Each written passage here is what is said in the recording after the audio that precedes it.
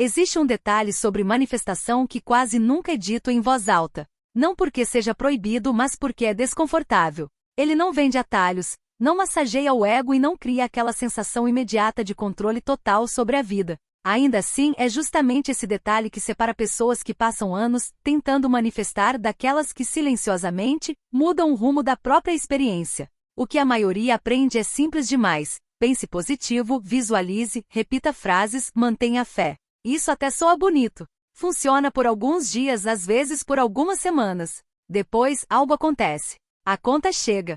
O relacionamento trava. O corpo cansa. E a pessoa começa a se perguntar em silêncio, se eu estou pensando certo, por que minha realidade não acompanha? O ponto raramente explicado é que manifestação não responde às palavras que você repete, nem às imagens que você força na mente. Ela responde ao estado interno que você sustenta quando ninguém está olhando, ao clima emocional onde você mora por dentro.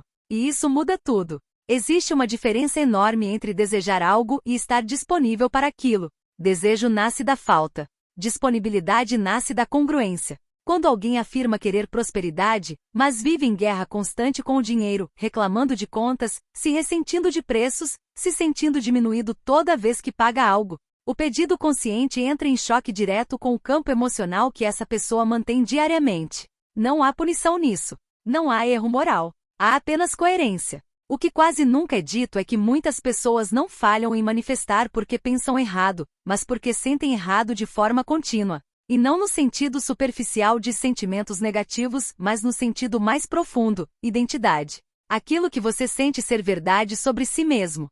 Se no fundo, alguém se vê como alguém que sempre luta, que sempre chega atrasado, que sempre perde oportunidades, essa visão se infiltra nas decisões pequenas, nos tons de voz, nas escolhas aparentemente neutras.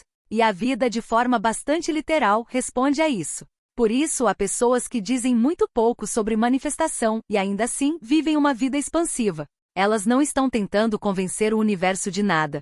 Elas apenas se movem a partir de um estado interno mais alinhado com aquilo que desejam experimentar. Não é magia. É sintonia. Outro ponto que raramente é abordado é o papel da resistência emocional. Muitas vezes, quando alguém diz eu quero muito isso, o que está ativo por trás é o medo de não ter, e esse medo ocupa mais espaço interno do que o desejo em si. A mente pode repetir afirmações, mas o corpo continua em alerta.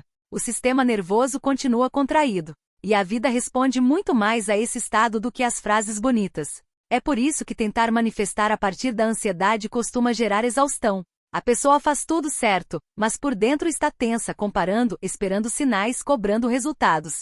Esse esforço constante cria um ruído interno que impede qualquer sensação de fluxo. Manifestação não nasce da pressão. Ela nasce do relaxamento confiante. Existe também um segredo silencioso sobre gratidão que quase ninguém explica direito. Gratidão não é fingir que está tudo bem quando não está. Isso apenas cria repressão emocional.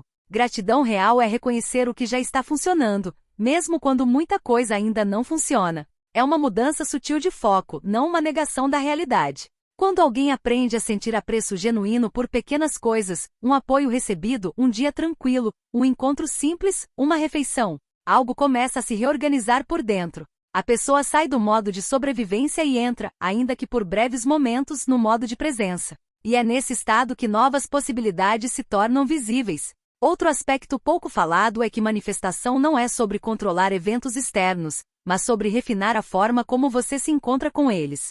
Duas pessoas podem viver a mesma situação e colher resultados completamente diferentes, não porque o mundo tratou uma melhor que a outra, mas porque cada uma respondeu a partir de um estado interno distinto.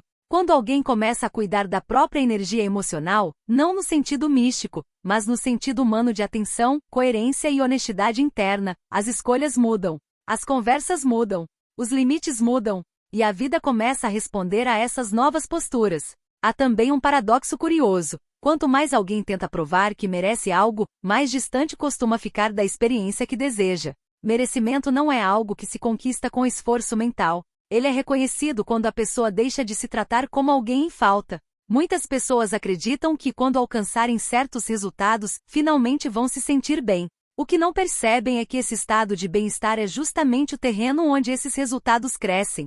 Não como troca, mas como consequência natural. Outro segredo raramente dito é que manifestação não elimina desafios. Ela muda a relação com eles.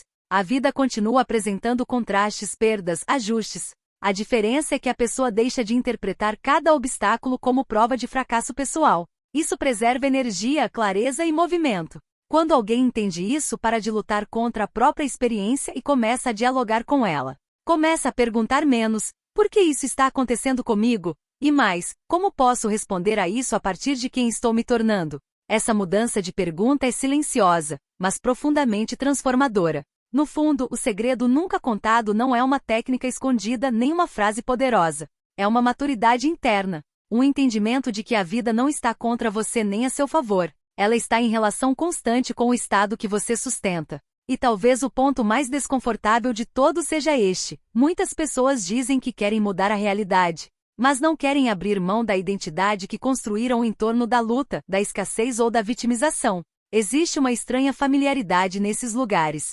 Uma sensação de pertencimento ao sofrimento conhecido. Manifestar algo novo exige, antes de tudo, permitir-se ser alguém diferente internamente. E isso pode gerar medo, porque o conhecido, mesmo doloroso, parece seguro. Por isso, manifestação não começa quando algo externo muda. Ela começa quando você percebe que pode escolher um estado interno um pouco mais honesto, um pouco mais calmo, um pouco mais aberto, mesmo sem garantias. E talvez seja por isso que esse segredo quase nunca é dito, porque ele não promete controle total. Ele convida à responsabilidade interna, à presença, à escuta. Há um tipo de confiança silenciosa que não faz barulho, mas sustenta. No final, manifestar não é criar uma vida perfeita. É criar uma relação mais verdadeira com a vida que se apresenta. E curiosamente é a partir dessa relação que muitas coisas começam a mudar. Sem alarde. Sem força. Quase como se sempre estivessem disponíveis, esperando apenas que você estivesse pronto para encontrá-las.